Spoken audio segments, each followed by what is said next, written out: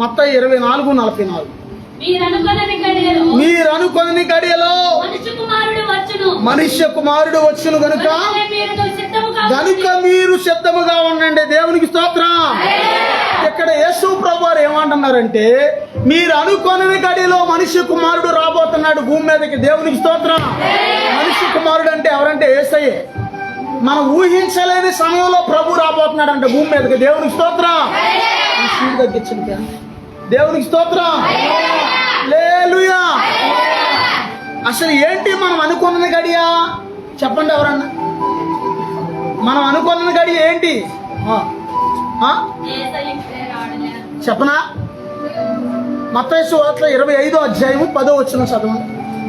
25వ అధ్యాయం 10వ వచనం. ఓ థ్యాంక్ యూ జీసస్. వారు కొనిపోవచ్చుండగా కొనబోవచ్చుండగా పెండ్లి కుమారుడు వచ్చెను.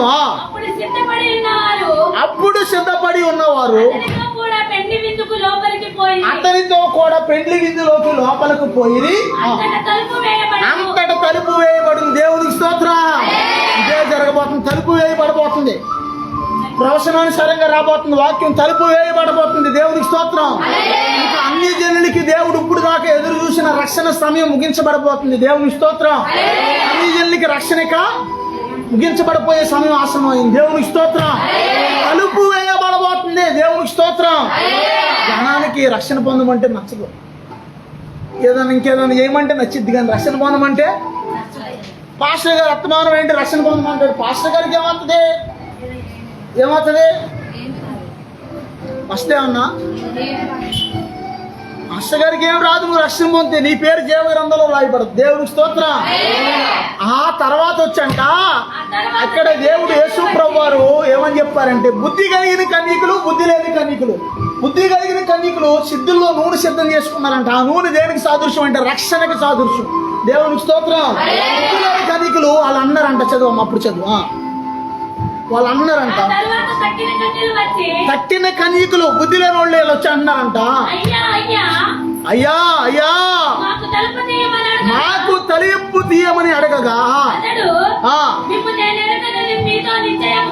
నేను మిమ్మల్ని ఎరుగను మీతో నిశ్చయముగా చెప్పుచున్నాను, ఆ గడి అయినను నీకు తెలియదు గనక మెలకువగా ఉండండి. దేవునికి స్తోత్రం. అందరు చెప్తుంది దేవునికి స్తోత్రం.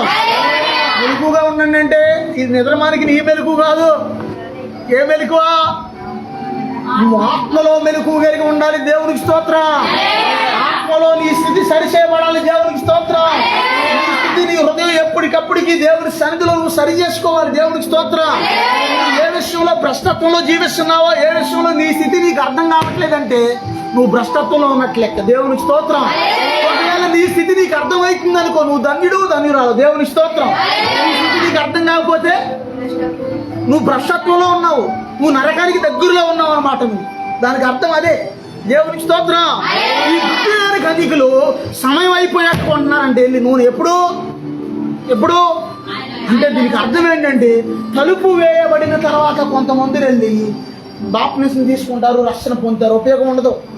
జీవగ్రంథాలు అక్కడ రాయాలి. ఇక్కడ మునిగితే అక్కడ రాయాలి రక్షణ. అది దేవునికి స్తోత్రం.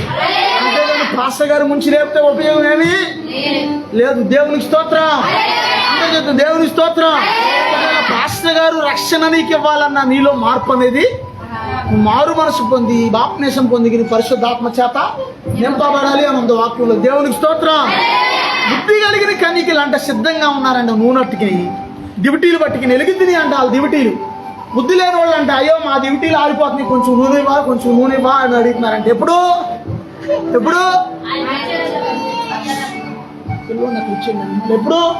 దేవుని స్తోత్రం. ఎప్పుడు అంటున్నారు? ఎప్పుడు అంటున్నారమ్మా? పెండ్లి కుమారుడు వచ్చేసి తలుపేయబడిన తర్వాత వాళ్ళు వచ్చే ముందు కొంచెం మాకు కూడా నూనె బా అంటే, మాది మీకు మాకు చాలదో అన్నారు అక్కడ. దేవుని స్తోత్రం. ఈ 5గురు సిద్ధపడిన వాళ్ళు వెళ్ళిపోయారు పరలోకంలోకి, పెండ్లి విందులోకి. ఈ సిద్ధపడిన వాళ్ళు అంటున్నారంట, అయ్యా అయ్యా అయ్యా అయ్యా తలుపు తీయ్యా. నవాహ దినాల్లో ఎలా అడిగారో ఓడ తలుపు కొట్టి అలా అడుగుతున్నారంటే వీళ్ళందరూ. దేవుని స్తోత్రం. అమ్మా బాప్టిజం పొందరా, అమ్మ బాప్టిజం పొందమ్మా, అమ్మ రక్షణ పొందిరా తల్లి, నాన్న బాప్టిజం పొంది తల్లి, నాన్న బాప్టిజం పొంది నాన్న అని బతుకులాడతాడు దేవుడు. నిన్ను బతుకులాడతాడా? అంటే దేవుడు నీకు ఉచితంగా ఇచ్చిన రక్షణ కూడా నిన్ను బతుకులాడాలి. నిన్ను ఏడి అడ్డుపండులు పిచ్చుకొని తిన్నానా తిన్నానా తిన్నానా అన్నలా తెలీదా నీకు? యేసు ప్రభు రక్తం చేత కడగబడకపోతే, రక్షణ లేకపోతే నువ్వు నశించిపోతావని తెలీదా నీకు? మార్కు సువార్త 16వ అధ్యాయం 16వ వచనం చదవండి. Mark 16:16. Oh thank you Jesus. త్వరగా. నమ్మి బాప్టిజం పొందినవాడు రక్షించబడును, నమ్మని వారికి శిక్ష విధించబడును. ఏం శిక్ష? అగ్ని ఆరదో పురుగు చావదు అన్న వాక్యంలో. దేవునికి స్తోత్రం. అందరి చేద్దాం దేవునికి స్తోత్రం. అగ్ని ఆరదో. సార్ మన కంప్లీట్ అవుతుంది. దేవునికి స్తోత్రం. ఓ థ్యాంక్ యూ జీసస్. రాకడ సమయములో కడబూర శబ్దముతో, రాకడ సమయములో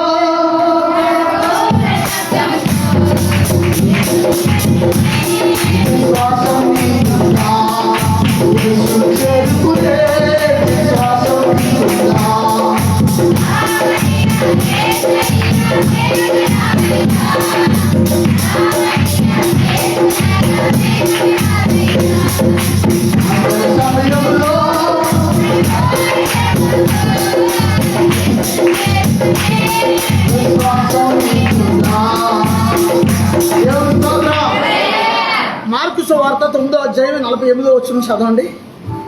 మార్కు 9:48. త్వరగా చదవాలి.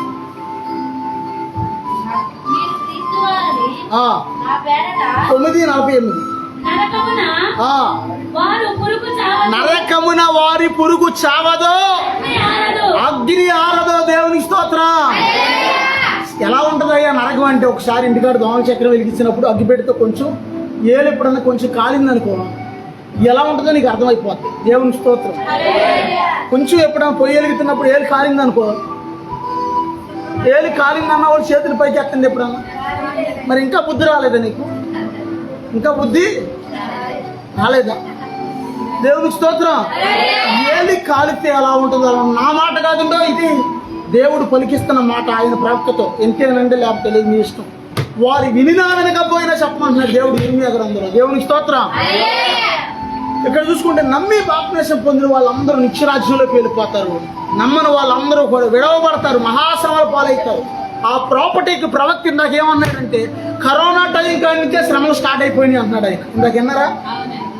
ఇప్పుడు ఆ యొక్క ప్రాపర్టీకి మెసేజ్ ఒక ఆయన నాకు పెట్టిన ఆయన ఏమని పెట్టాడు, వచ్చే నెల నుంచి 4 నెలల్లో సుమారుగా కొన్ని వేల లక్షల కోట్ల మంది ప్రజలు ఈ యుద్ధాలు కరువులతో అనేక మంది ప్రపంచవ్యాప్తంగా చనిపోబోతున్నారు. ఏదైనా ప్రకటన గ్రంథం 6వ అధ్యాయం 2వ వచనం నుంచి 4వ వచనం దాకా నెరవేర్చబడబోతుంది అని చెప్పాడు ఆయన. దేవునికి స్తోత్రం. నిజంగా అది ఎప్పటికైనా జరిగేదే. మరి అది ఇప్పుడు కాకపోతే ఎప్పటికైనా అంత ఈజీగా అలాంటి మాటలు ఎలా పడితే ఎలాగా, ట్రాక్టర్ ఎలా పడితే ఎలాగా, అది ఎప్పటికైనా జరగవలసింది కాబట్టి జరగబోతుంది. దేవునికి స్తోత్రం. సిద్ధంగా ఉన్న వాళ్ళందరూ వెళ్ళిపోతారు, సిద్ధంగా లేని వాళ్ళందరూ విడవబడతారు. దేవునికి స్తోత్రం. అయ్యా మా అమ్మ దేవుడిని నమ్ముకుందయ్యా, మా అమ్మ ఎప్పుడు నీ గురించే చెప్పేదయ్యా, మా నాన్న ఎప్పుడు నీ గురించే చెప్పేవాడయ్యా. అయ్యా ప్రభు మా నాన్న నమ్ముకున్నాడయ్యా, నాన్న నమ్ముకున్నాడు, మా తాత నమ్ముకున్నాడు, మా అమ్మ నమ్ముకుంది, మా ముత్తాత నమ్ముకున్నాడు. ఈ కౌర్లు చల్లం అక్కడ. దేవునికి స్తోత్రం. నేను చెప్తున్నాను, రక్షణ పొందిన వారిలో కూడా చాలా మందిని విడవబడతారు. చాలా జాగ్రత్త. ముందుకు మరీ చెప్తున్నాను, పిలువబడిన వారు అనేకులు, ఏర్పరచబడిన వారు కొద్ది మంది అని వాక్యం చెప్తుంది. దేవునికి స్తోత్రం. జీవ గ్రంథం నందు రాసిన పేర్లు కూడా కొన్ని చెరిపివేయబడతాయి అంట. ప్రకటన గ్రంథంలో ఉంది ఆ మాట. జీవ గ్రంథంలో నుంచి వాని పేరు మోషే ఒక ప్రార్థన చేస్తాడు. ఎప్పుడన్నా నిన్నారు ఏమని చేస్తాడు? అయ్యా నీ జీవ గ్రంథంలో నుంచి అయ్యా వీళ్ళందరినీ కనికరించు, లేకపోతే నా పేరు జీవ గ్రంథంలో నుంచి తుడిచివేయినైనా అని ప్రార్థన చేశాడు. అంటే జీవ గ్రంథంలో, ప్రకటన గ్రంథంలో ఉండే ఇక్కడ రక్షణ పొందిన వారి పేరు జీవ గ్రంథంలో దేవుడు రాస్తాడు. ఒకవేళ నువ్వు ఇక్కడ ఏదైనా తోక జాడించి అవిశ్వాసం చెంది దేవుడు వద్దనికి వెనకడిగేస్తే నీ పేరు అక్కడ తుడిచివేయబడుతుంది. దేవుని స్తోత్రం. హల్లెలూయా. ఇప్పుడు అసలైన విషయం చెప్తున్నాను. యేసు ప్రభువు వారిని శిష్యులు అడిగారు, ప్రభా నీ రాకడి కానమాలు ఏంటి అని అడిగారు. ఏమన్నాడు యేసయ్య? అమ్మ తెలిసిన వాళ్ళు చెప్పండి, చెప్పండి ఏమన్నాడు చెప్పండి అమ్మ. ఎందుకంటున్నానంటే పాస్టర్ గారు వాళ్ళ కుమార్తె కదా మీ మిస్సెస్, అందుకే అడుగుతున్నా. దేవునికి స్తోత్రం. అక్కడక్కడ కరువులు, అక్కడక్కడ భూకంపాలు, రాజ్యం మీదకి రాజ్యము, మనుష్యుల మీదకి మనుష్యులు. ప్రభు క్లియర్గా చెప్పాడు ఆనమాల, నా రాకడలో అక్కడక్కడ కరువులు వస్తాయి, అక్కడక్కడ భూకంపాలు వస్తాయి, అక్కడక్కడ యుద్ధాలు జరిగితే ఒక ఇంట్లోనే ఒకరికొకరికి సమాధానం ఉండదు. నా రాకడలో ఎక్కువగా ఇల్లులు కట్టబడతాయి, పెళ్లిళ్ళు జరిగితాయి. నోవాహు దినాల్లో ఎలాగుందో అలాగ ఉంటుంది. ఎక్కువగా తింటారు, తాగుతారు, రెస్టారెంట్లు, బార్లు ఎక్కువైపోయింది. ఇప్పుడు ఎక్కడికక్కడ తిండి తింటాము, కక్క చొక్క హిందూ చిందు అంటే హోయ్ హోయ్ హోయ్ మామూలుగా అయ్యి నేను ముందే వచ్చేస్తానని చెప్పి వెళ్ళి ఏం చేస్తున్నారంటే వాళ్ళు అసలు చాలా సంతోషం. ఇవాళ ఇక్కడ ఫంక్షన్ జరుగుతుంది, ఇవాళ మంచి భోజనం ఉంది, ఇవాళ చికెను, మటను, ప్రాన్స్ వీటితో పాటుగా అది కూడా ఉందంట. అంటే ఆడి ప్రార్థన కూడా మానేస్తారు అవసరం అయితే. ఎందుకు? అంతేనా? దేవుని స్తోత్రం.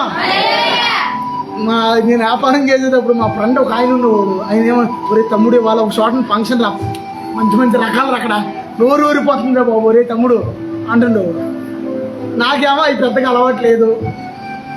తమ్ముడు వాళ్ళు చాలా మటన్ అంటారు, ఒరే ఇన్ని కేజీలు మటన్ వేస్తున్నారంటరా, ఒరే మనం వెళ్ళకపోతే అదంతా వేస్ట్ అయిపోతారా తమ్ముడు.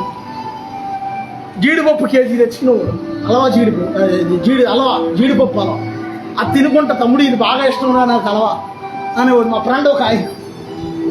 తిండి ప్రియులు రాకడలో ఇల్లు కట్టబడితే, రాకడలో పెళ్లిళ్ళు చేయబడితే, రాకడలో తిండి ప్రియులు, మాంసం ప్రియులు, మందు ప్రియులు ఎక్కువగా ఉంటారు రాకడలో. ఇది జరుగుతుంది ఇప్పుడు కాలంలో. దేవునికి స్తోత్రం.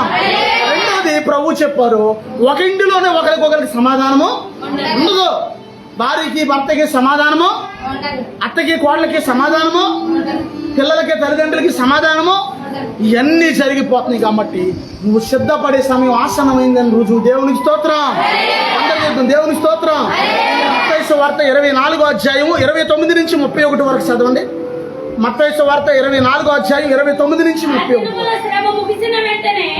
దేవుని దినమున శ్రమ ముగిసిన వెంటనే చీకటి సూర్యుని కమ్మును, చంద్రుడు కాంతినీయుడు. ఒక్క నిమిషం అమ్మ. దేవుని స్తోత్రం. యేసు ప్రభువారు మత్తయి సువార్త 24లో చెప్పిన ఈ మాట ప్రకటన గ్రంథం 6వ అధ్యాయం 6వ వచనంలో ఇదే మాట యోహాను గారు రాశారు ప్రకటన గ్రంథంలో ఇదే మాట. ఇప్పుడు అది చదవండి. 6:6 చూడండి ఒకసారి, త్వరగా చదవాలి. ప్రకటన 6:14 ఆగావు. ఎన్నమ్మది? చదవండి. 13 నుంచి చదవమ్మా. 13 నుంచి 12 నుంచి. ఆయన 6వ ముద్రను విప్పినప్పుడు నేను చూడగా పెద్ద భూకంపము కలిగెను. సూర్యుడు కంబలి వలె నలిపాయను. దేవుని స్తోత్రం. సూర్యుడు కంబలి వలె నలిపాయను. ఆ చంద్రబింబమంత రక్తవర్ణమాయను.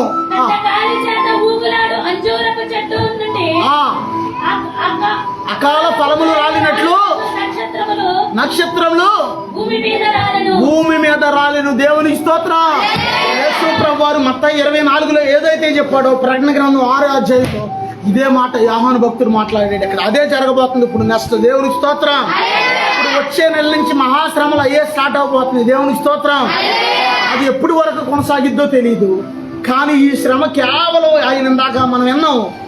అమెరికా, ఇజ్రాయెల్, రష్యా 3 దేశాలు భయంకరమైన యుద్ధాన్ని స్టార్ట్ చేస్తున్నాయి. అవి భయంకరమైన యుద్ధం స్టార్ట్ చేస్తే ప్రపంచం 2 గ్రూపులు అయిపోద్ది. ప్రపంచం 2గా విడిపోద్ది. వీళ్ళు వెళ్ళి వాళ్ళ మీద బాంబులు వస్తే వాళ్ళు వచ్చి మేము సేఫ్గా ఉంటాం అయ్యా, మేమేం పర్లా, మాకు మోడీ గారు ఉన్నారు. మోడీ గారు యుద్ధం రోజైతే మోడీ గారు అయితే ఏం చేస్తారు, ఈయన చేయాలిగా యుద్ధం. నిజంగా మన మోడీ గారు మంచి ప్రధాని ఆయన అనకూడదు, కానీ ఎందుకో తెలుసా, ఇప్పుడు వరకు ఏ ప్రధానమంత్రి కొనలేని యుద్ధ సామాగ్రి ఆయన కొనేశాడు. ఈయన ప్రధాని అయ్యాక చాలా కొనేశాడు. ఏటయ్యాను మన దేశానికి ఏం ముప్పు వస్తుందో తెలియదు. చాలా అధునాతనమైన 1000 కోట్లు ఖర్చు పెట్టి కొనేసి ఉంచాడు. యుద్ధాలు వచ్చే అవకాశాలు ఉన్నాయని ఈయన కూడా తెలుసు. దేవునికి స్తోత్రం, దేవునికి స్తోత్రం. ఆకాశంలో నక్షత్రాలు రాలబడతాయంట. ఈ ఆకాశము, ఈ కంటికి కనబడే ఆకాశం భూమిని ఒక సాప చుట్టినట్టు దేవుడు చుట్టేస్తాడంట ఆ దినాన. దేవునికి స్తోత్రం. అది కూడా వచనంలో 6, 14, 16లోన చదువమ్మా. చుట్టబడిన గ్రంథం వల్ల అంటే పాత నిబంధనలు ఇటు చూడండి. ఇప్పుడు బైబిల్ కదా, పాత నిబంధనలో తోళ్ళు ఇలా చుట్టేవాడు. ఇటు చూడండి గ్రంథాలు 6వ ముద్ర ఇప్పినప్పుడు, మొదటి ముద్ర ఇప్పినప్పుడు ఇప్పటం అంటే ఇలా ఓపెన్ చేసి చదవటం. దేవుని స్తోత్రం.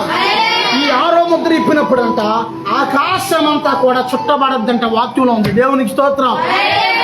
ప్రకటన గ్రంథం సాధారణంగా ఎవరు చెప్పరు, చదవరు కూడా. ఎందుకంటే అది మహాశ్రమలని అట్ల జోలికి ఎవరో వెళ్ళరు. ఇంకోటి ఏంటి చెప్పిన, ప్రకటన గ్రంథం వాక్యం చెప్తే సైతాన్ టార్చర్ కూడా అలాగే ఉంటుంది, మామూలుగా ఉండదు. నేను గతంలో చూశాను. అయినా పర్లేదు, దేవుని కోసం చెప్పమన్న మాట చెప్పాలని తెగించే చెప్తున్నాను. దేవునికి స్తోత్రం. అందరు చెప్తుంది దేవునికి స్తోత్రం. చదువమ్మా. ఆకాశము ప్రతి కొండయు ప్రతి దీపమును వాటి స్థానములు తప్పాను. దేవునికి స్తోత్రం. ఇంకా క్లియర్ గా చెప్తున్నా. అయ్యగారు మాకు ఏం అర్థం కాదండి, ఇవన్నీ అర్థం కావట్లేదు. కొండలేంటి, ఆకాశం ఏంటి, భూమి ఏంటి, క్లియర్ గా చెప్పనా? సమయం ఆసనం అవుతుంది. దేవుడు వచ్చేటప్పుడు ఇవన్నీ జరుగుతాయి. దేవుడు వచ్చేటప్పుడు ఇవన్నీ కూడా పెను మార్పులు జరుగుతాయి. అక్కడక్కడ యుద్ధాలు, అక్కడక్కడ కరువులు, అక్కడక్కడ భూకంపాలు. రెండోది ప్రభు రాకడలో మనుషులు ఎలాగ మారిపోతారో కూడా ఇందులో ఉంది వాక్యంలో. ఎక్కడ?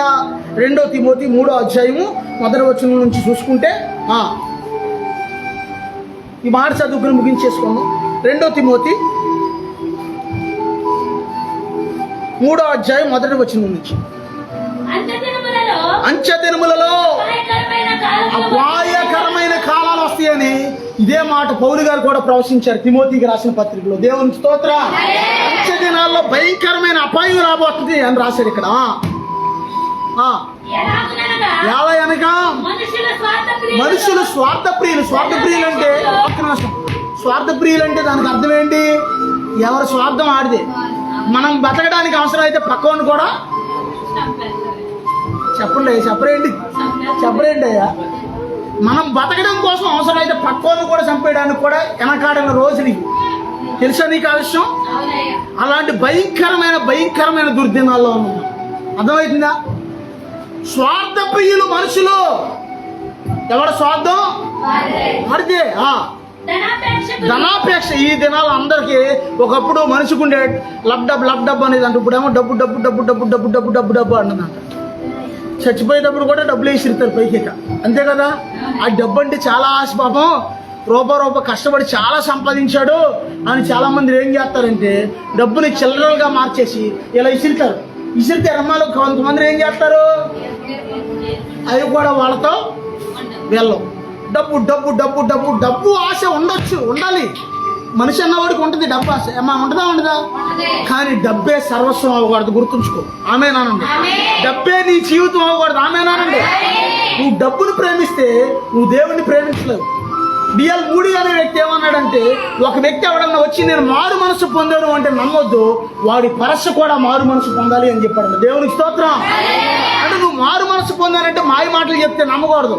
మొన్న ఒకరు వచ్చి అన్న ఇదిగో ఒకరికి కడుపులో తేడా వచ్చిందన్న, అన్న ప్రార్థన చేయండి అన్న ప్రార్థన చేస్తే వాళ్ళకి బాగుంటే అన్న వాళ్ళకి మేము చర్చిలో పల్లారాన్ని భోజనాలు పెట్టుకుంటామన్నా అందుకు ఆమె వచ్చి ఎందుకు తీసుకుంటున్నా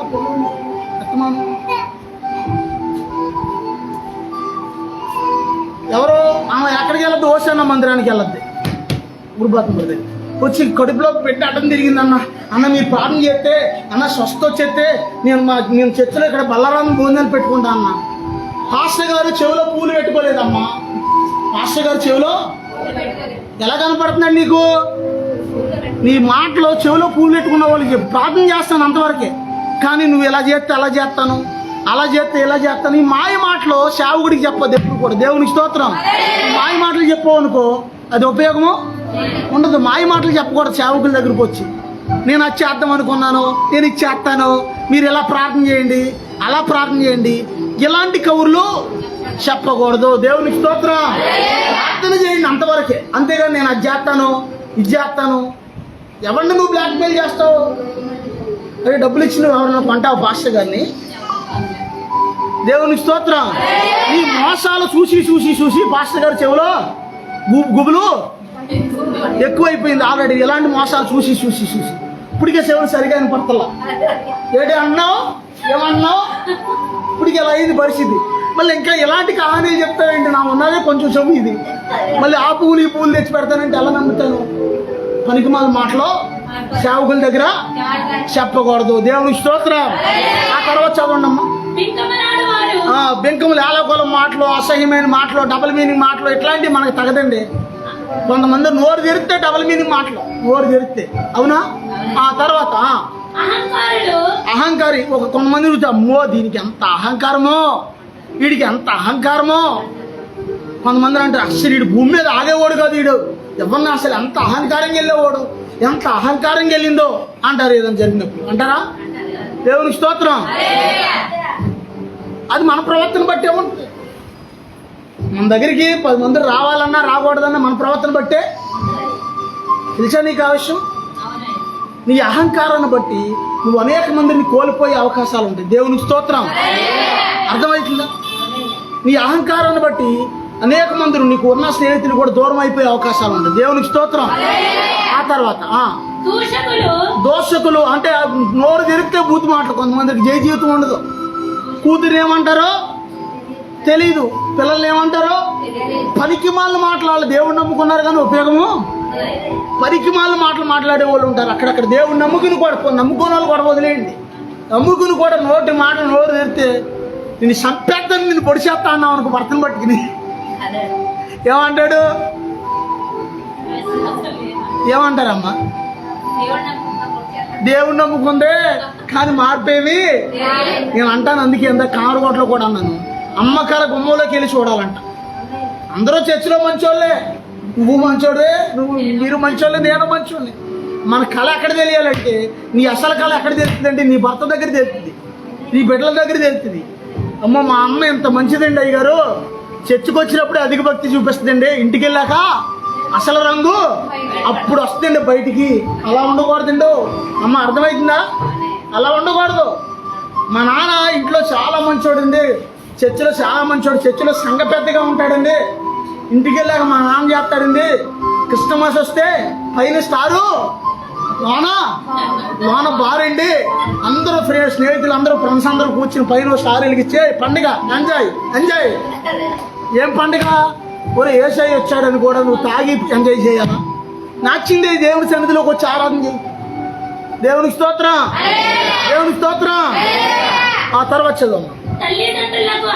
కొంతమంది అస్సలు ఈ మాట గుర్తుంచుకోండి బాగా, తల్లిదండ్రులకి ముద్దటండి ఎవరు. కొంతమంది తినేసి కూడా కృతజ్ఞత లేని వాళ్ళు ఉంటారు. అక్కడ పెద్ద తినేసి కూడా ఏమి మాకేం చేయలేదు, నాకేం పెట్టలేదు అని అది తల్లిదండ్రులు కూడా ఉన్నారు. అక్కడక్కడ పెట్టి అని తింటానే ఉంటారు పక్కన, కానీ నాకేం చేశాడు, మాకు ఏమిచ్చాడు అమ్మ. అర్థమవుతుందా? అనే తల్లిదండ్రులు కూడా ఉంటారు. కొంతమంది తల్లికి ముద్ద కూడా పెట్టలేరు. తల్లికి ఒక ఆమె ఉంది, మా మేనత్త ఒక ఆమె, అయ్యా మా కోడళ్ళు ఎలాంటి వాళ్ళు అంటే కనీసం మాకు టీవీలు కూడా పోయినాయి, అంత మంచి కోడళ్ళు అయ్యా అంది ఒక ఆమె. బాధపడింది ఒకసారి నాకు. టీవీలు కూడా నీ అత్తగారికి నువ్వు పోయలేదనుకో, రేపొద్దు నీకు అదే పరిస్థితి వస్తుంది, జాగ్రత్త. దేవుడు హెచ్చరిస్తున్నాడు. దేవుని స్తోత్రం. మీ తల్లిని ప్రేమించినట్టుగా నిజంగా అత్తగారిని ప్రేమిస్తామా? పాస్టర్ గారు ఈ మాట మీరు చెప్పాలండి ముందు. మీరు నిజంగా మీ అమ్మగారిని ప్రేమించినట్టుగా పాస్టర్ గారు అమ్మగారిని ప్రేమిస్తారా? ప్రేమించానంటే బాబు ప్రేమించాను కాబట్టి ఒక రోజు వాళ్ళకి ఆపద వస్తే, వాళ్ళకి ఆయాసపడుతుంటే బ్లడ్ తగ్గితే, బ్లడ్ లేదంటే నా బ్లడ్ ఇచ్చాను ఒక ప్యాకెట్ మా అత్తగారు. లోకానికి ఇచ్చాను 2 సార్లు బ్లడ్ లోకాన్ని కోసం. ఓసారి మా అత్తగారికి ఇచ్చాను, ఓసారి మా అక్కల బావగారికి ఆయన బ్లడ్ కావాలి ఆయనకి ఇచ్చాను, ఇంకా వేరే వాళ్ళకి ఒకరికో ఇద్దరికో ఇచ్చాను బయట. నేను ఇవ్వగలిగినప్పుడు బలం ఉన్నప్పుడు అందరికి ఇచ్చాను. ఆ బలం కాస్త కొంచెం షుగర్ బలంగా మార్చబడింది. ఇప్పుడు ఇవ్వడానికి అవకాశం ఏదో నాకు ఓపుకున్నప్పుడు ఒక 5 సార్లు ఇచ్చాను. నా ప్రాణంలో నుంచి ఒక 5గురికి ప్రాణం పోసాను. కానీ ఈ రోజున అవకాశం లేదు. ఈ రోజు నాకు నేనే పరిగెట్టడానికే సరిపోతుంది ఇదంతా కూడా. దేవునికి స్తోత్రం. దేవునికి స్తోత్రం. తల్లిదండ్రులు మనం ప్రేమించాలి. ఆమేనానండి. తల్లిదండ్రులు మనం చూసుకోవాలి. ఆమేనానండి. ఆడపిల్ల అయినా సరే మగ పిల్లలైనా సరే వాళ్ళకి మనం హెల్ప్ చేయాలి. ఆమెనా కనీసం నువ్వేమి అక్కడ పండగప్పుడు ఏదైనా ఓ జత బట్టలు, అప్పుడప్పుడు ఏదైనా వాళ్ళకి కొంచెం ఒకవేళ నీ దగ్గర ఉన్నారనుకో ఎప్పుడు వాళ్ళకి కొంచెం ఆహారం, దూరానే ఉన్నారనుకో ఎప్పుడైనా పండగప్పుడు వాళ్ళకి ఒక జత బట్టలు చాలదా? నువ్వు ఇవ్వలేదు ఇంకెక్కడ తెచ్చిస్తావు? నేనైతే ఇలాగే చేయగలను.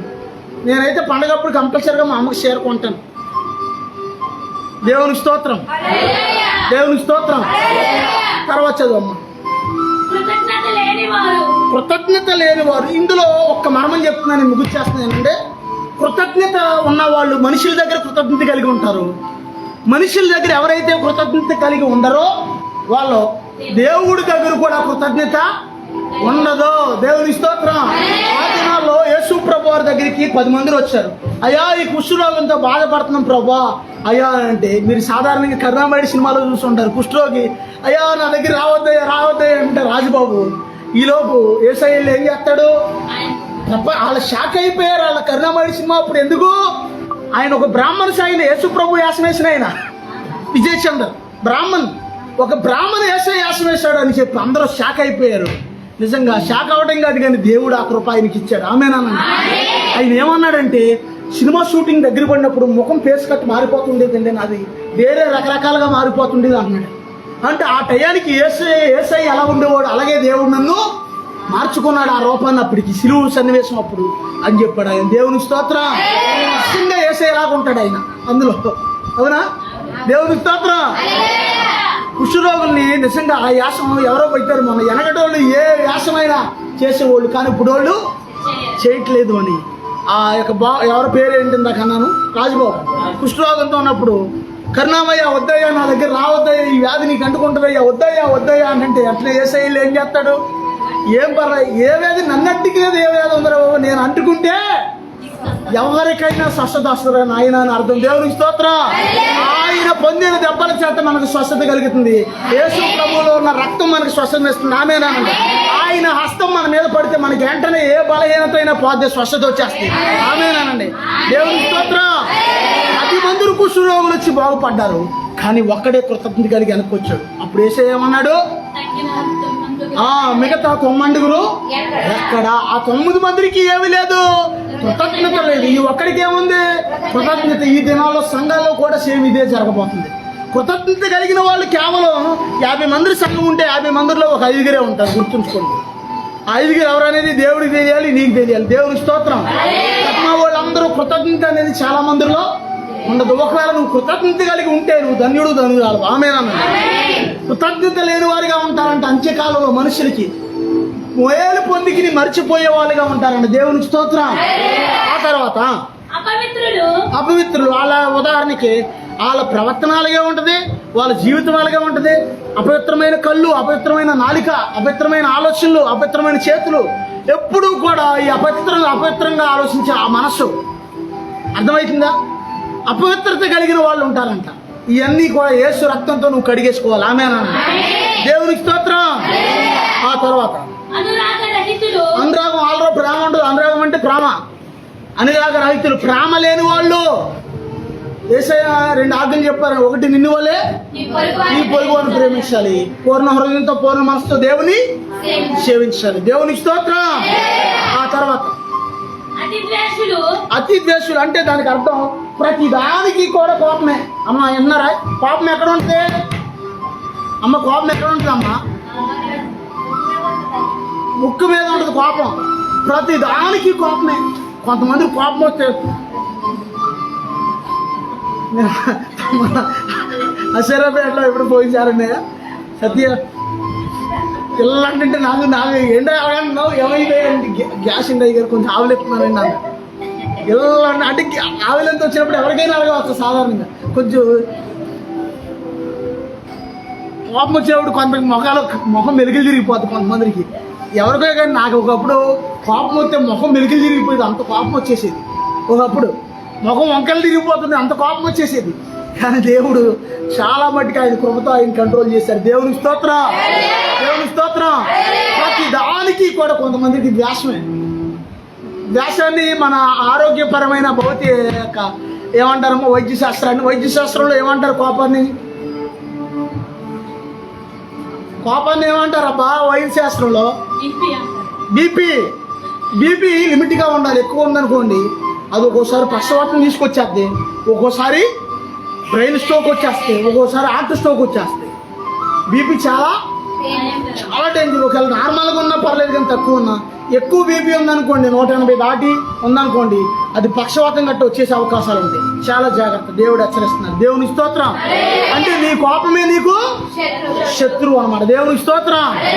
ఆ తర్వాత అపవాదకులు అంటే సైతాన్ మనసు కలిగిన వాళ్ళు, అజితేంద్రియులు, క్రూరులు. అంటే దానికి అర్థం ఏంటంటే ఒకసారి ఇప్పుడు సాధారణంగా ఒక పులి వచ్చింది అనుకోండి, ఇక్కడికి ఏమంటాం? క్రూర జంతువు అంటాం. అంటే మనుషులే కానీ క్రూరులాగా ప్రవర్తిస్తారు, అంటే జంతువులాగా. వాళ్ళు చేసే శాస్త్రాల్లో ఉంటాయండి, అమ్మో వీడు మనిషా పశువు అన్నట్టుగా ప్రవర్తిస్తారు. దేవుని స్తోత్రం. ఒకటికి దెయ్యం పట్టింది, ఒకటికి జాగ్రత్తగా రండి.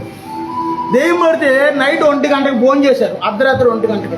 అయ్యగారు దెయ్యం పట్టిందండి, ఇక్కడ మసీదు కాడికి తీసుకొచ్చామండి, తావీది కట్టినా ఇది వెళ్తలేదండి, ఇది ఆడిచ్చేస్తుందండి అందరినీ, 10 మందిని పట్టుకుంటే ఆగట్లేదండి వీడు, కొంచెం రండి అయ్యగారు ఇక్కడ మసీదు దగ్గర ఉన్నాం అని ఒక సహోదరుడు ఫోన్ చేశాడు నాకు, మన కోళ్ళాకూరు. ఫోన్ చేస్తే నాన్న టైం చాలా అయింది, ఈ టైంలో నేను రాకూడదు, ఓ పని చేయండి మీరే అక్కడ తీసుకురండి చర్చి కాడికి, ఈ లోపు నేను లైట్ వేసి కొంచెం మొహం కడుక్కుంటానని చెప్పి లైట్ వేసి గేటు తీపిచ్చి మొహం కడుక్కొని రెడీగా ఉన్నాను. 10 మందిని బట్టి తీసుకొస్తే ఆ 10 మందిని పట్టుకున్న ఆగట్లాడు, రే వదండ్రా సంప్రాస్తాండ్రా మిమ్మల్ని అంటున్నాడు. ఎవరిని? ఏలియా వీడియో చెప్తుంటే అంటున్నాడు ఆవిడ. నువ్వు ఆగరా బాబు అన్న. సరే పిల్లలకి ఎందుకే వెళ్తా పోరాటం, ఓ పని చేయండి ఆ స్తంభాన్ని కట్టేయండి అని చెప్పాను. మందిరంలో ఆ స్తంభం చూసారా, ఎనమా స్తంభం, దానికి కట్టేశారు కాళ్ళు చేతులు. కట్టేస్తే అసలు ఆగట్లా, అసలు 10 మందిని పట్టుకున్నవాడు అందులో కాళ్ళు చేతులు దానికి కట్టేస్తే, ఇక్కడికి వెళ్ళి తీసుకొచ్చారా నన్ను, ఈ పంట కాలిపోతుందిరా, మంట అంటుంది, ఎక్కడికి ఎందుకు తీసుకొచ్చారా నన్ను, ఇక్కడ మంట వచ్చేస్తుంది ఈ పంట అన్నాడు. ఎక్కడికి? ఇక్కడ ఏదో మంట మండుతుంది, ఇక్కడ ఏదో మంట మండుతుంది ఇక్కడ అన్నాడు. మొత్తానికి ఒక అరగంట తర్వాత ప్రార్థన చేస్తే వదిలేసాడు. దేవుని స్తోత్రం, దేవుని స్తోత్రం. అర్థమవుతుంది. ఇప్పుడు దేని గురించి చెప్పాను ఈ పాయింట్? క్రూరమైన మనస్తత్వం. అంటే జంతువుని, ఒక ఎద్దుని కానీ ఒక పులిని కానీ కంట్రోల్ చేయాలంటే ఒకడి వల్ల అవదు, ఒకడి వల్ల అయితే ఆడు వీరుడే కాదు. కానీ ఈ ఒకడు కంట్రోల్ చేసేసరికి ఎంతమందిని పడుతుంది. అది ఒక ఎర్రొచ్చిన ఎద్దు ఉంటుంది, ఒక్కొక్క చోటన ఎర్రొచ్చిన ఏనుగు ఉంటుంది అక్కడక్కడ, అది తీసుకెళ్ళి పాపం అక్కడక్కడ తెలియక అందంగా ఉంటుందని గుళ్ళుకాడ తీసుకెళ్తే దానికి సడన్గా ఎర్ర వస్తుంది. దానికి ఎర్ర వస్తే ఇక ఆటో లేదు, కారు లేదు, ఏమీ లేదు, మొత్తం దాని అన్నింటినీ కూడా ఇక ఏ తోలితే తొక్కేసుకుంటే దాన్ని పడగొట్టేకి వెళ్ళిపోతాయి. ఎర్రొచ్చిన ఏనుగులాగా, ఎర్రొచ్చిన ఎద్దులాగా ఈ క్రూరులు, అతిద్వేషులు, అతిగా కోపం ఉన్న వాళ్ళు ప్రవర్తిస్తారని దేవుని వాక్యం సెలవిస్తుంది. దేవునికి స్తోత్రం. ఆ క్రూరమైన మనస్సు నీలో ఉండకూడదు, ఆమేనానండి. ఆ అతిద్వేషం నీలో ఉండకూడదు, ఆమేనానండి. ఆ సజ్జన, ఆ తర్వాత సజ్జన ద్వేషులు అంటే దానికి అర్థం ఏంటంటే మంచి వారిని కూడా ద్వేషిస్తారు. ఇలా కొన్ని చెడ్డోడు అంటే తప్పు చేశాడని ద్వేషించవచ్చు, మంచోడు చూసినప్పుడు కూడా వీడికి ఏమవుతుంది, ద్వేషం వచ్చేస్తా. అంటే తేడా ఎక్కడుంది? ఆడిలో లోపల ఉన్న పురుగు మెదులుతుంది, లేకపోతే ఆమెలో లోపల ఉన్న పురుగు ఏం పురుగు? ఏ పురుగు? దెయ్యం అనే పురుగు మెదులుతుంది. ఆ దెయ్యం ఉన్న చేపు కూడా వాళ్ళు మంచోళ్ళు చూసినా సరే కోపం వచ్చేద్దాం. ఆ తర్వాత ద్రోహులు కొంతమందిని చూస్తే ఎంత ద్రోహం చేసావురా. బైబిల్లో అలాంటి వాళ్ళు ఎవరైనా ఉన్నారా? కట్టప్ప, మోడీ మొన్న ఆయన అడుగుతున్నాడు, కట్టప్ప బాహుబలిని ఎందుకు చంపాడు అంటున్నాడు మోడీ. ఆయనకు అర్థంగా ఆయన సినిమా చూశాడంట. ఏంటి మోడీయే చూశాడు ఈ సినిమా, మోడీ గారు ఎలా అడుగుతున్నారు ఏంటా అని చెప్తే ఎందుకు చంపాడు అనేది వాళ్ళకే. ఆయన ఒకప్పుడు ఆ డైరెక్టర్ సీరియల్ తీసుకునేవాడు, ఆయన సీరియల్ టైప్లో చేస్తున్నారు సినిమాలన్నీ కూడా. సీరియల్లో ఏమైంది, సస్పెన్షన్ ఉంటుంది కదా ఏం జరిగిందని, అదే ఇప్పుడు సినిమాల్లో ఉపయోగిస్తున్నారు ఆయన. దేవుని స్తోత్రం. అర్థమవుతుందా? ఇది ఎక్కడుంది? వాడు చెప్పేది బైబిల్లో ఉందిగా. యేసు ప్రభుని ఇస్కరియోతు ఎందుకు పట్టించాడు? ఆయన శిష్యుడే ఆయన ఎందుకు పట్టించాడు? ఇదే మరి బాహుబలి ఏది, కట్టప్ప బాహుబలిని చంపడం అంటే ఇదే దానికి అర్థం. ఎందుకు చంపాడు? ఇటు మాకు అసలు ఏం తెలియదు, మనం అసలు వీటిలో ఏం తెలియదు అన్నట్టుకుని మీ ముఖాలు. తెల్లారులు అయితే ఇవే పనికిమాల పాటలు, సినిమాల పాటలు, తెల్లారులు అయితే చూసే టీవీలు, ఏం తెలియదు అన్నట్టుగా ఉంది మీ వార్పు. నిజంగా పరిశుద్ధులు మీరు అందరూ, చాలా పరిశుద్ధులు అయితే అమ్మో, చాలా పరిశుద్ధులు బాబోయ్. పరిశుద్ధులు సినిమాల గురించి ఎక్కకూడదు. దేవుని స్తోత్రం. ఆ తర్వాత ఒకటంట ద్రోహం అంట. ద్రోహం చేసే మనసు అది చాలా డేంజర్, గుర్తుంచుకోండి. ఆ మనసు ఎవరన్నా ఎదుటి వారికి ద్రోహం చేస్తే ఇస్కరియోతు యోధ యేసు ప్రభు వారికి ద్రోహం చేశాడు, కానీ వాడు ఏం సాధించాడు? 30 వెండి నాణాలు సాధించాడే అని అనుకుంటున్నారా? చివరికి యేసై సిలువలోకి వెళ్ళంగానే ఆయన ఇంకా సిలువలో మరణించుకోకుండా వీడు చచ్చిపోయాడు. అర్థమవుతుందా? నువ్వు ద్రోహం చేస్తే నువ్వు ఏమి ఇస్తావు అదే పోసుకుంటావు. జాగ్రత్త. దేవుడు వాక్యం సెలవిస్తుంది. దేవుని స్తోత్రం. తర్వాత మూర్ఖుని అంట బైబిల్లో ఉంది. మూర్ఖుడిని రోడ్లు వేసి ఎంత దంచినా ఆడు మూడత వాడిని వదిలి వెళ్ళదంట. అంత మూర్ఖత్వం ఉంటుందంట ప్రజల్లో. గర్వాంధుడు. ఇది ఈ పాపం ఎక్కడ పుట్టింది కాదండో, ఇది పరలోకంలో పుట్టింది. ఎక్కడ పుట్టింది? పరలోకంలో. సైతాను హృదయంలో పుట్టింది. ఈ గర్వ మనసు దేవుడికి మహా అసహ్యమైన మనసు. ఒకవేళ ఆ మనసు నీలో ఉందనుకో, నువ్వు రానున్న దినాల్లో ఇంకా ఇంకా భ్రష్టాలు అయిపోయే అవకాశం ఉంటుంది. చివరికి నీ జీవితం ఎలా ఉంటుందంటే చాలా భయంకరంగా ఉంటుంది. చాలా జాగ్రత్త. ఆ మనసు ఏదన్నా ఒకవేళ నీలో ఉంటే, ప్రభు గర్వ మనసు నుంచి నన్ను విడిపించాయని అడుగు, దేవుడు విడిపిస్తాడు. గర్వం చాలా దేవుడికి అస్సలు నచ్చదు ఆ మనసు. ఇదేంటి అసలు పాయింట్ వచ్చేసాం. అసలు పాయింట్లోకి దేవుని కంటే సుఖానుభవాన్ని ఎక్కువగా ప్రేమించే వాళ్ళు పైకి భక్తి కలిగిన వారి వలె ఉండి, సాధారణంగా మనం ప్రార్థన కోసం అందరూ దేవుని పిల్లలు ప్రార్థనకి వెళ్తున్నారు, బైబిల్ అట్టుకుని వెళ్తున్నారు, ముసుగేసుకుని వెళ్తున్నారు అని మంచిగానే అనుకుంటారు. కానీ అది పైకి భక్తి అని అంట. అది పోయిన వారం కూడా అదే చెప్పుగా, అది పైకి భక్తి అని అంట. కానీ పైకి భక్తి కలిగిన వారి వలె కనబడి, ఇటు చూడండి, పైకి భక్తి కలిగిన వారి వలె కనబడి దాని శక్తిని ఆశ్రయించిన వాళ్ళుగా ఉంటారంట. దేవుని స్తోత్రం. యూదుల్లో పురుషులు కూడా ముసుగేసుకుంటారు. యూదుల్లో అది యూదుల యొక్క ఆచారం. అందుకే యేసుప్రభువు వారు గుడ్డికర పట్టుకుని ఇలా ముసుగుతూ ఉన్న బొమ్మలు అనుకుంటే అక్కడ. దేవుని స్తోత్రం. పైకి భక్తి కలిగిన వారి వలె ఉండి దాని శక్తిని ఆశ్రయించిన వారిగా మీరు ఉండకూడదు. దేవుని స్తోత్రం. దేవుని స్తోత్రం. తర్వాత ఇలాంటి వాళ్ళందరికీ కూడా నువ్వు జాగ్రత్తగా ఉండాలి, విరోధంగా ఉండాలి, నువ్వు విముఖుడివై ఉండాలి. జాగ్రత్త.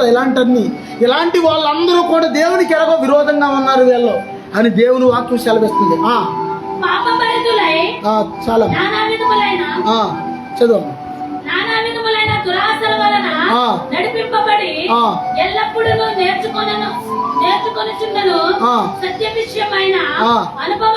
ఎల్లప్పుడూ నేర్చుకుంటున్నా సరే సత్య విషయమైన అనుభవ జ్ఞానం ఉండదంట వాళ్ళకి. ఎల్లప్పుడూ వింటానే ఉంటారు. వాళ్ళకి ఎప్పుడు దాకా వింటారు? చచ్చేదాకా వింటానే ఉంటారు. కానీ వాళ్ళలో మార్పు, సత్యం విషయమైన అనుభవ జ్ఞానం ఉండదంట. సత్యం అంటే యేసుప్రభువు వారు అన్నారు, నేనే మార్గం, నేనే సత్యం, నేనే జీవం. ఆ అనుభవ జ్ఞానం లేకుండా ఉంటారంట వాళ్ళు. దేవునికి స్తోత్రం. మరి ఇలాంటి ఏమైనా ఉంటే నువ్వు అవి సరి చేసుకుని నువ్వు దేవుని సన్నిధిలో అవన్నీ ఒప్పుకుని నువ్వు విడిచిపెడితే నువ్వు దేవుని రాకడలో సిద్ధపడతావు, ఎత్తబడి గుంపులో ఉంటావు. ఒకవేళ ఇవన్నీ నువ్వు నీలోనే ఉంచుకున్నావు అనుకో, నువ్వు ఎక్కడే ఉంటావు. నువ్వు పరలోకం కాదు, పక్కూరు కాదు కదా, పక్క వీధిలో కూడా, రామవోల వీధిలో కూడా విమానం ఒక్కోసారి అక్కడ ఎగిరి అక్కడే పడద్ది. కనీసం నువ్వు ఎగిరి పక్క వీధిలో కూడా నువ్వు వెళ్ళలేవు. దేవునికి స్తోత్రం. అందుకే దేవుని సన్నిధిలో సరి చేసుకుందాం. రాక సమీపమైంది, సిద్ధపడదాం. దేవుడి కొద్ది మాటలు దీవించుగా ప్రార్థన చేసుకుందాం. ప్రభా, ఇదిగో నేను అనేకమైన విషయాలు నాతో మాట్లాడావయ్యా. అయ్యా, ఇదిగో నేను ప్రతి భ్రష్టత్వం నుంచి నన్ను విడిపించాయ్యా, ప్రతి దుష్టత్వం నుంచి నన్ను విడిపించినైనా. అయ్యా, అంచె దినాల్లో మనుషులు ఇదిగో నేను ఎలా ఉంటారో నాకు బయలుపరిచాను. అయ్యా, అంచె దినాల్లో ఉండే లక్షణాలు మాలో ఉండకూడదు. ఇదిగో ఎల్లప్పుడూ వాళ్ళు వింటారంటే కానీ వాళ్ళు సిద్ధపడతారు. ఈ లోపల సమయం అయిపోద్ది, ఈ లోపల రాకడ వచ్చేస్తుంది. నువ్వు ఎక్కడ ఉంటావు తేల్చుకో దేవుడి సన్నిధిలో. ప్రభా, ఇదిగో నేను ఆయన రాకడలో అక్కడక్కడ కరువులు, అక్కడక్కడ భూకంపాలు, అక్కడక్కడ యుద్ధాలు, అక్కడక్కడ భయంకరమైన స్థితులు. ఇదిగో కరువులు అక్కడక్కడ, ఒక కుటుంబంలోనే ఒకరికొకరికి పడదు యుద్ధాలు, భయంకరమైన పోరాటాలు. ఇదిగో దేవుని సన్నిధిలో నీవు ఎలా ఉన్నావు ప్రార్థించే. ప్రభా, సహాయం చేయను. ప్రభా, కృప చూపించిన ప్రభా, సహాయం చేయను. తండ్రి, నీకు వందనాలయ్యా. తండ్రి, భ్రష్టత్వం నుంచి నన్ను విడిపించు నాయన. అయ్యా, నన్ను సిద్ధపరచండి నాయన. ప్రభా, మీ రాకడికి నన్ను సిద్ధపరచండి అయ్యా. నోరు తెరుగు అందరూ.